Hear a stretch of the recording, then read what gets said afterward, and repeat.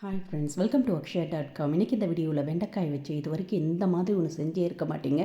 ரொம்ப சிம்பிளாக செய்யக்கூடிய ஒரு ஈஸியான சைட் டிஷ் ரெசிபி.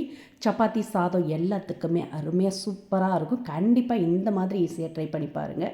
அதுக்கு 1/4 கிலோ அளவுக்கு வெண்டைக்காயை நல்லா சுத்தமாக அலசிட்டு ஈரம் இல்லாத அளவுக்கு துணியில் தொடச்சி எடுத்துக்கோங்க. தொடச்சி எடுத்த பிறகு இது மாதிரி சின்ன சின்ன பீஸஸாக கட் பண்ணி எடுத்துக்கோங்க.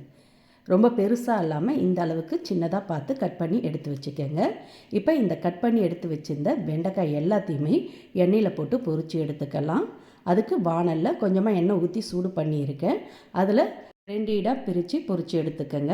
மொத்தமாக போட்டிங்கன்னா அதிக டைம் எடுக்கும். இது மாதிரி பாதி அளவு போட்டு ஃபஸ்ட்டு பொரித்து எடுத்துருங்க. மீதி பாதியை இன்னொரு ஈடு போட்டு பொரித்து எடுத்துருங்க. இது மாதிரி கொஞ்சம் எண்ணெயில் நீங்கள் பொரித்து எடுக்கிறப்ப அந்த குழகப்பு தன்மை இருக்காது. சீக்கிரமாகவே வெண்டைக்காய் பொரிஞ்சு வந்துடும். உங்களுக்கு அதிக எண்ணெயில் பொரிக்க விருப்பம் இல்லாட்டி நீங்கள் கொஞ்சமான எண்ணெயில் போட்டு நல்லா வதக்கி எடுத்துக்கங்க. அது கொஞ்சம் அதிக டைம் எடுக்கும். இது சீக்கிரமாகவே பொரிஞ்சு வந்துடும். இப்போ ஒரு ஈடு பொரிஞ்ச வெண்டைக்காய் எல்லாத்தையுமே ஒரு பிளேட்டில் மாற்றி வச்சுக்கோங்க. மீதம் உள்ளதை இதே மாதிரி பொரித்து எடுத்துருங்க.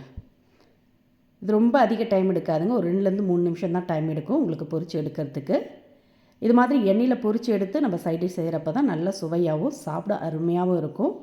இப்போ பாருங்கள், 2வது ஈடும் போட்டுட்டேன். நல்லா பொரிஞ்சு சுருங்கி வந்திருக்கு பாருங்கள். இந்த ஸ்டேஜில் எடுத்து எல்லாத்தையுமே பிளேட்டில் மாற்றி வச்சுக்கோங்க.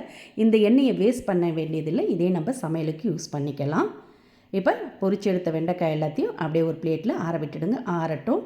இப்போ மிக்சர் ஜாரில் 1/2 கப் அளவுக்கு பொடியாக கட் பண்ண தேங்காய் சேர்த்துக்கங்க. நான் சின்ன மூடி தேங்காவை அப்படியே கட் பண்ணி சேர்த்துருக்கேன்.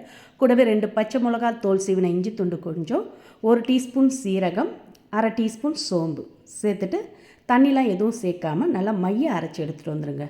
இந்த அளவுக்கு நல்லா மைய அரைச்சி எடுத்துகிட்டு வந்துடுங்க. இப்போ அரைச்சி எடுத்துகிட்டு வந்த தேங்காவை ஒரு மிக்சிங் பவுலுக்கு மாற்றிக்கங்க.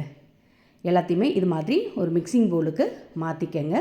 மாற்றிட்டு இதோட 1 கப் அளவுக்கு அதிக புளிப்பு இல்லாத நல்லா ஃப்ரெஷ்ஷான தயிராக எடுத்துக்கோங்க. ஃப்ரெஷ்ஷான தயிராக சேர்த்து செய்கிறப்ப தான் நல்லாயிருக்கும்.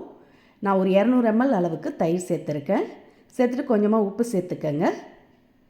சேர்த்து நல்லா கட்டிகள் இல்லாமல் ஃபஸ்ட்டு கலந்துக்கங்க. கலந்த பிறகு மிக்சர் ஜாரில் எக்ஸ்ட்ரா 1 கப் அளவுக்கு தண்ணீர் அலசி ஊற்றிக்கங்க. ஊற்றி நல்லா கலந்து எடுத்து வச்சுக்கோங்க.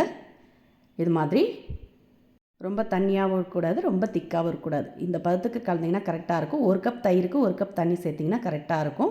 இப்போ இதுக்கு ஒரு தாளிப்பு ரெடி பண்ணிக்கலாம். அதுக்கு அதே எண்ணெய் வானலில் கொஞ்சமாக எண்ணெய் நல்லா சூடானதும் இதில் ஒரு 2 டீஸ்பூன் அளவுக்கு கடலைப்பருப்பு, 1 டீஸ்பூன் அளவுக்கு உளுத்தம்பருப்பு, கூடவே 1 டீஸ்பூன் கடுகு சேர்த்து நல்லா பொரிஞ்சு வரட்டும். இது கூட 2 வரமிளகாயை கிள்ளி சேர்த்துக்கங்க. பருப்பு, வரமிளகாய் எல்லாம் ஓரளவுக்கு செவந்ததும் இதோட 10 சின்ன வெங்காயத்தை தோல் உரித்து சேர்த்துக்கங்க. சேர்த்து நல்லா வதக்கிக்கங்க. இது கூடவே ஃப்ரெஷ்ஷான கருவேப்பிலையுமே கொஞ்சம் சேர்த்து நல்லா பொரிஞ்சு வதங்கி வரட்டும். சின்ன வெங்காயம் சேர்த்து செய்கிறப்ப ஃப்ளேவர் நல்லாயிருக்கும். இருந்ததுன்னா சேர்த்துக்கங்க. இல்லாட்டி பெரிய வெங்காயம் ஒன்று கட் பண்ணி சேர்த்து வதக்கிக்கங்க. வதக்க பார்த்தே இதோட ஃப்ரெஷ்ஷான கொத்தமல்லி இலைகளையும் பொடியாக கட் பண்ணி சேர்த்துக்கங்க. கூடவே 1/4 டீஸ்பூன் அளவுக்கு மஞ்சத்தூளும் சேர்த்து நல்லா கலந்துட்டு அடுப்பு ஆஃப் பண்ணிடலாம். அடுப்பு ஆஃப் பண்ணிவிட்டு இந்த தாளிப்பை எடுத்து நம்ம கலந்து வச்ச தயிரோடு சேர்த்துக்கங்க. லைட்டாக ஆறட்டும். இப்போ தயிரில் நம்ம ஏற்கனவே பொரித்து எடுத்து வச்சுருந்த வெண்டைக்காய் எல்லாத்தையும் சேர்த்துட்டு இப்போ தாளிப்பையும் சேர்த்து நல்லா கலந்துக்கங்க. உப்பு கரெக்டாக இருக்கா செக் பண்ணிக்கங்க. உப்பு பத்தாட்டி நீங்கள் கொஞ்சம் சேர்த்துக்கலாம். நல்லா சூப்பராக அருமையாக இருக்கும். வெண்டைக்காய் பிடிக்காதுன்றவங்க கூட இந்த மாதிரி செஞ்சு கொடுத்தா கேட்டு வாங்கி சாப்பிடுவாங்க. அந்த அளவுக்கு அருமையாக இருக்கும். இதை நீங்கள் சப்பாத்தியோடு சேர்த்து சாப்பிட்லாம், சாதத்தோடு சேர்த்து சாப்பிட்டாலும் அட்டகாசமாக இருக்கும். இதே மாதிரி இதே அளவுகளோட இந்த ஈஸியான சைட் டிஷ் ரெசிபியை நீங்களும் இன்றைக்கி ட்ரை பண்ணி பாருங்கள். ட்ரை பண்ணி பார்த்துட்டு உங்களோட கருத்துக்களை கமெண்டில் தெரிவிங்க. இந்த ரெசிபி பிடிச்சிருந்தா வீடியோக்கு ஒரு லைக் கொடுங்க. ஃப்ரெண்ட்ஸ் அண்ட் ரிலேட்டிவோட இந்த வீடியோவை நிறைய ஷேர் பண்ணுங்கள். மறக்காமல் நம்முடைய சேனலையும் சப்ஸ்கிரைப் பண்ணி வச்சுக்கோங்க.